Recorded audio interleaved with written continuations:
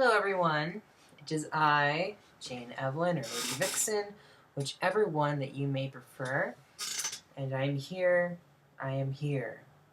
And thumbs up if you like the hat. Yes. I am currently making a wonderful hairpiece, and because my other one totally took a crap, not literally, on me. And so that's why I have this lovely knitted hat I stole from my fiancé. But this video is not about knitted hats I stole from my fiancé. No. This video is about the female orgasm, or trans female orgasm, because I hear they're different. They have to be different physiologically because, pardon me while I pick in my nose, because, you know, we have to go through a process to attain a vagina. And in that process, nerves are cut, nerves are rerouted, there's a lot going on. And so sensitivity can be lesser than a genetic female, cisgendered female. So there probably are differences. However, I don't know those differences because I'm not a cisgendered female. I'm a woman with a past. So let's just get into it, okay? I haven't really been counting the days, but it's been shy of a month since I have had SRS, or GCS. I had my outie made into an innie, to put it lightly. And, okay, so you go through surgery, you go through the first part of recovery where you're all bandaged up down there. There's a lot of packing in the vaginal canal. Basically, it's no touchies, no nothing. And it's kind of like this waiting period of, like, what does it look like? Am I going to have sensation down there? Because you're so swollen and you're on all these drugs that you don't even know who you are, let alone knowing any other sensation but pain. And then you get the packing out and they dilate you for the first time. And that experience is just amazing. You know, seeing what you knew you always had and having that moment. I'm going to cry now. It's just amazing. And then they send you on your merry way, basically, as long as you don't have any complications. And you have this time that it's like, okay, this is up to you now. And it's this rigorous dilation schedule, 5 times a day for the first 6 to 8 weeks, and then 4 times a day. But that's a lot of times. That's like every 3 hours you dilate for 30 minutes. That's a lot of dilation. So at least that's what my plan is from my surgeon. I know that other plans differ. Tomato, tomato, right? So with that much dilation, you're going to experiment. This is prime time to kind of see what's going on down there, as long as you feel like you can.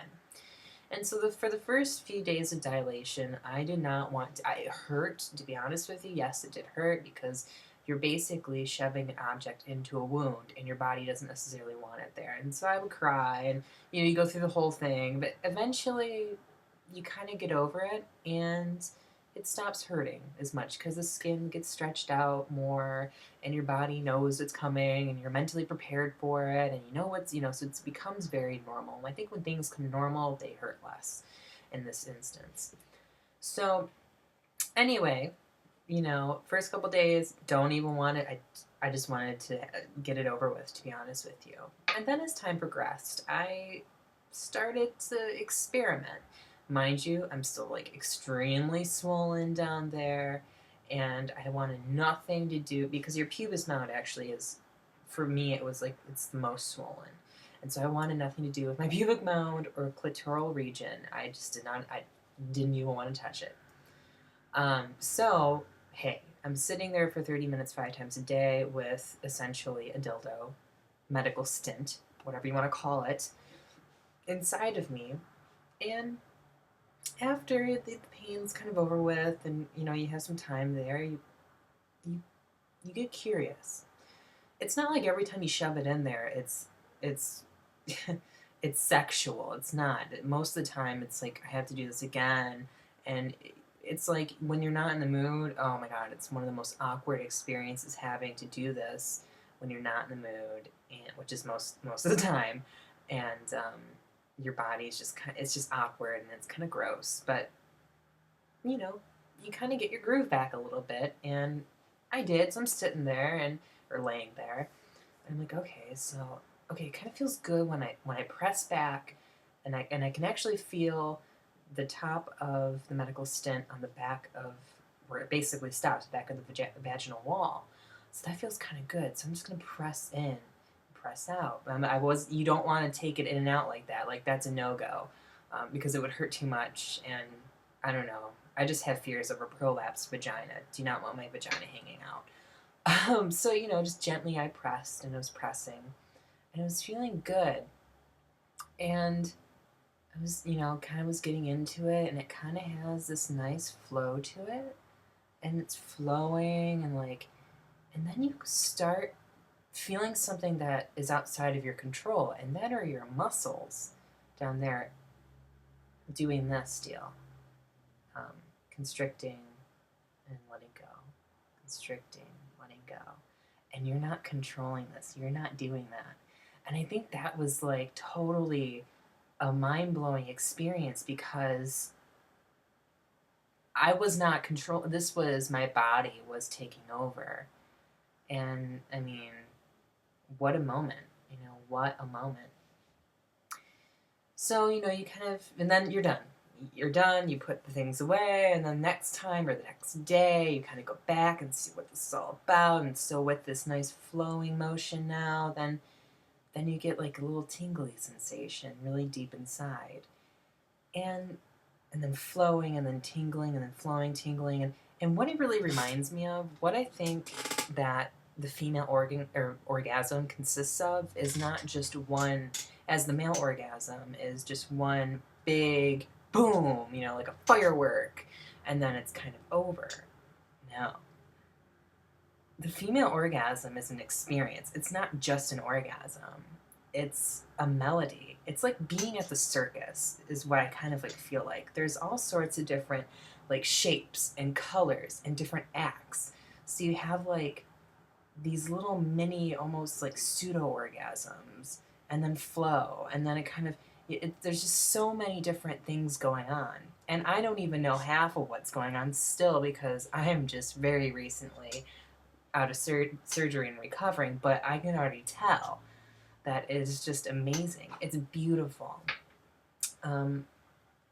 It really, throughout just that alone, just feeling this flow and constrict, and like, basically what was a vaginal orgasm, I came to like some sort of understanding that, I think no matter how rebellious we are, how free-thinking we are, because of our lineage of growing up in this country and most places around the world, sex is bad. Sex is taboo. Orgasms are bad, you're going to go blind if you masturbate. And so I think that wasn't the cause of my dysphoria. However, that's always been in the back of my mind, as well as someone with a penis before. And my orgasms didn't feel to me like they were anything but just relief from testosterone. And now it's like the orgasm feels beautiful. It's beautiful. How could something so beautiful be something that is bad for us, So I kind of came to this conclusion that maybe sex isn't dirty. Maybe sex can be beautiful. Maybe that's an estrogen thing too. I don't know. So anyway, regardless, I had this experience, and it was pretty profound, and it really opened my eyes, and another little wrinkle happened in my brain of understanding something new. And then just recently, a few days ago, I started to explore northward, and I wanted to explore my clitoral region, because swelling has come down a little bit, and even though it's like inside, above your urethra and below your clitoris region, it's still kind of raw in there, because I think that's kind of like the last that heals, because it's kind of the most deep in that area, at least. And so I've been really hesitant of touching that area, because it doesn't hurt necessarily, but I just don't want to touch it. You know what I mean? I don't want to touch it. So I was doing my dilation, and I decided instead of doing, experimenting with intervaginally, I decided that I wanted to maybe experiment with my clitoris for the first time. And that was just, it was a completely different sensation. It wasn't a carnival. It was like you're at a baseball stadium. And, you have, you're rounding the bases and the crowd is cheering. And as you get to the home run, it's just like this, it is more, I guess, maybe masculine in some ways. It's more powerful, but it still has a build. It's not the waves necessarily. It's like a tidal wave, and it sends shocks and tingles down your legs and up the trunk of your body. And it's a humming, almost like this humming sensation. And I swear you could hear it. I swear you could hear it. And as you hit orgasm, you do actually cannot control your mouth or voice, and you moan like as a male. I mean, you could jack off anywhere. I mean, you could jack, and yes, it was intense, but you could be quiet as you want, because you learned that you had to masturbate in instances where you probably shouldn't be masturbating, and so you learned to be quiet. And for me, like, that was easy because the orgasm wasn't that really much powerful. And it's like this time, I'm like, this is a completely different ballgame. This is something I can't even contain within myself, that I have to then express it vocally when no one's around. This isn't for show. And it validated that that was the most intense orgasm I've ever had. And that to me amazes me, because you look through and I'm not saying that everyone's going to have mind-blowing orgasms. Please don't think that that's true, because there are many women, I think it's 1 out of 4 trans women aren't orgasmic. And it's a big issue. And so don't think that after surgery you're going to have these amazing orgasms. I so happen to, and I'm grateful, very grateful for it. But it's like, you read through the pamphlet of what they give you, the literature before surgery, and you talk with the surgeon, and they talk about how depleted your sensations are going to be. And it's scary because you're afraid that you won't ever have sensation down there again. And I guess I was at the point where I didn't care, because I didn't enjoy sex, because I didn't understand it as a woman. And I'm just beginning. I'm like getting on that journey of understanding what this is all about, like what sex is, and how it was meant to be for me as a woman.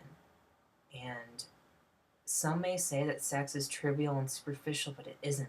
It's as deep as and as savory as what red wine. It's so just, there's so much to learn. I feel like I have so much to learn about my body and myself through sex, this expression of being human. This very, it's innocent in a lot of ways. Sex is innocent. It's the opposite of what we've been taught, I think. And it can all honestly be put into other categories. Sex can be not so innocent, and sex can be bad, blah, blah, blah. Sex, depends on where you're coming at from with this. But for me, it's just this whole new understanding of what it is and what it means, and what the female orgasm or trans woman orgasm is all about. And it's empowering. So I think that's where my video will stop. I think I covered all the bases. I just wanted to kind of give you guys a take on what I feel already, and I'm sure that as time progresses I will feel more. Maybe I'll make a second addition to this video. But I'm going to let you guys go. I look forward to reading your comments and maybe getting some dialogue started. And let's talk about orgasms. Why not? It doesn't have to be dirty. And you know what? It's private if you want it to be private, but I think some people keep it private because they think it's dirty. And it's not. And I'm not being... Let's just talk about it. Let's just talk about it. Let's talk about sex, baby. All right. I love you guys. I will see you later. Take care. Mwah.